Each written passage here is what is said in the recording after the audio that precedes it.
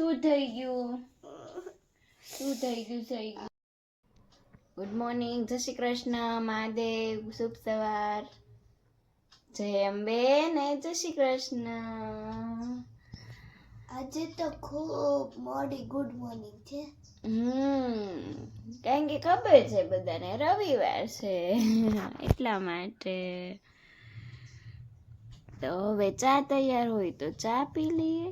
દીશુબેન ચા બનાવી દે તો ક્યાં દીશુબેન ને પણ નથી મજા. દીશુબેન ને થઈ ગઈ છે હાથમાં રક્ત થઈ ગઈ છે હાથમાં, એટલે જાગીને રોવાનું થઈ ગયું તું.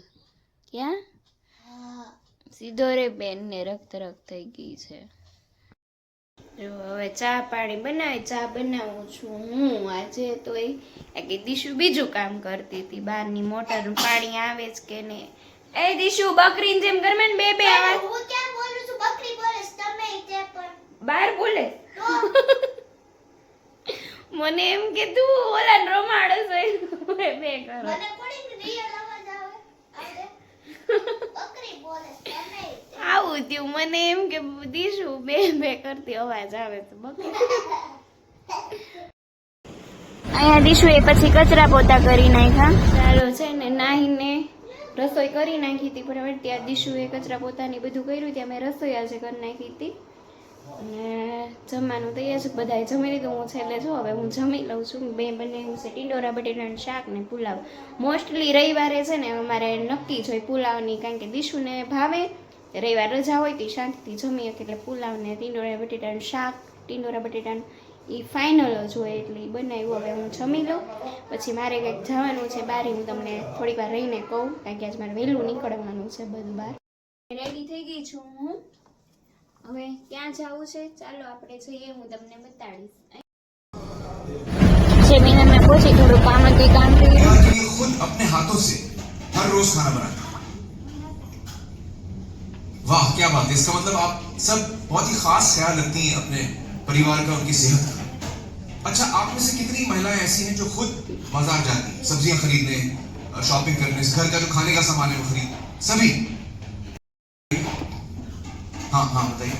हम खुद शॉपिंग इसलिए जाते हैं कि हम क्वालिटी चेक कर पाएं, जैसे सब्जियां अगर हो तो ताज़ा हो, फ्रेश, ये सही कहा आपने।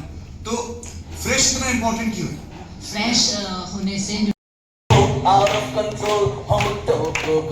જગ્યા ઉપર ઉભા થઈ જાવ, રિલેક્સ થઈ જવાનું છે. આજે થોડા પગ મોકળા થઈ જાય આપણા, એટલે આપણે જે 1.5 કલાક આપવાનો છે ને એ શાંતિથી ખુલ્લા મગજે આપણે જેના માટે આવ્યા છીએ એ આપણે લઈ શકીએ.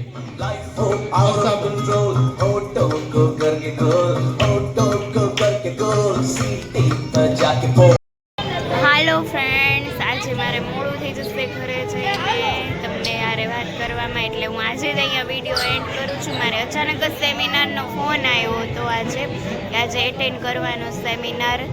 ઇન્વિટેશન આવ્યું હતું સરનું, ફોને આવ્યો હતો, એટલે મારે આજે અચાનક અહીંયા ભાવનગર સેમિનાર અટેન્ડ કરવા આવવું પડ્યું એટલા માટે. અને સેમિનારનો ઓલા મેં ઉતાર્યું તો બ્લોગમાં મૂકીશ, જોજો તમે. ઘણું સારું છે, આપણી લાઈફસ્ટાઈલ બદલીને આપણું જે ઓલું થાય ને, આપણી હેલ્થ ઇશ્યુ ઘણી ઓછી થઈ જાય છે, એટલા માટે હું આ સેમિનાર અટેન્ડ કરું છું. અને હવે આજનું તમને બ્લોગને વિડીયો ગમે તો લાઈક શેર સબસ્ક્રાઈબ કરજો. ગુડ નાઇટ, જય અંબે માતાજી, જય માતાજી, મહાદેવ, જય શ્રી કૃષ્ણ.